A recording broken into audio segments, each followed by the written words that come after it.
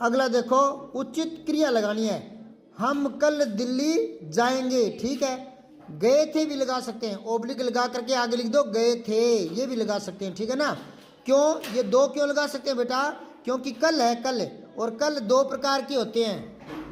अंग्रेजी में तो अलग अलग होते हैं, यस्टरडे, टुमारो, लेकिन हिंदी में कल ही होता है।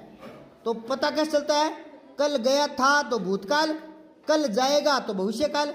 तो कल दो जगह से आता है, यस्टरडे के लिए भी हिंदी में कल आता है, और टुमारो के लिए भी एक कल ही आता है। बालक मैदान में खेल रहे हैं, ठीक है। माँ चाकू से सेब काट रही है, ठीक है।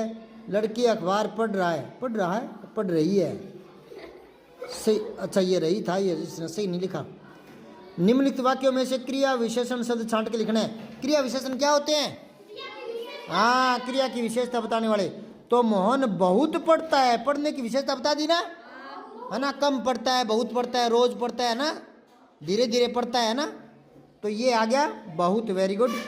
पिताजी अचानक कमरे में आ गए, तो अचानक आ गए, कैसे आ गए, अचानक। फिर है ऊपर चलो बातें करेंगे, तो कहाँ चलो, ऊपर। तो ये स्थानवाचक क्रिया विशेषण है, ठीक है। ऊपर चलो बातें करेंगे, ये तो गलत लिख दिया बेटा, ऊपर लिखो, इसमें ऊपर है, ठीक है ना, सही कर लेना, किसी ने गलत भरा तो। और एक आप ना अपने आप मत भरा करो, मैं भरवा रहा हूँ, ठीक है ना। अगला देखो, दिए गए वाक्य में क्रिया सकर्मक है या आकर्मक, वाक्य के सामने लिखनी है।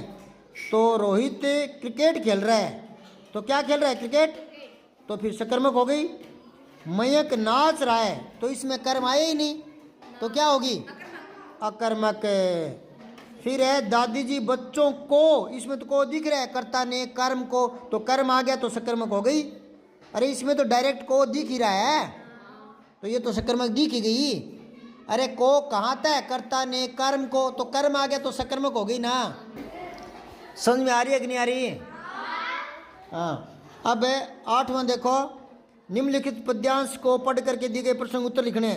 3 रंग का झंडा प्यारा, सबसे सुंदर सबसे न्यारा, रंग गेहुआ त्याग सिखाता, हरा रंग हरियाली लाता, शांति श्वेत रंग बतलाता, देशभक्त सारे मिल जाओ, इसे उठाकर कदम बढ़ाओ। तो झंडे में रंग होते हैं, झंडे का हरा रंग किसका प्रतीक है, हरियाली का, खुशहाली का। हरियाली का ओब्लिक लगा के लिखो, खुशहाली का, खुशहाली का, ठीक है।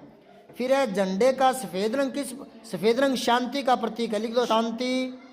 उपयुक्त काव्यांश का उपयुक्त शीर्षक लिखो, हाँ तिरंगा लिख दो, तिरंगा, ठीक है।